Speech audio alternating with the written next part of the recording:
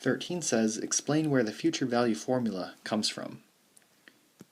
So we have a is equal to p times 1 plus r times t. First, let's distribute the p and see what it looks like. So a is equal to p plus p times r times t. So a is our future value, p is the present value,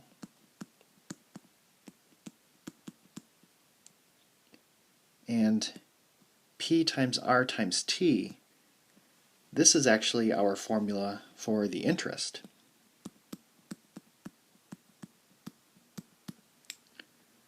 So this actually makes sense because if you take the present value and add on the interest that you make, then this should be equal to the future value.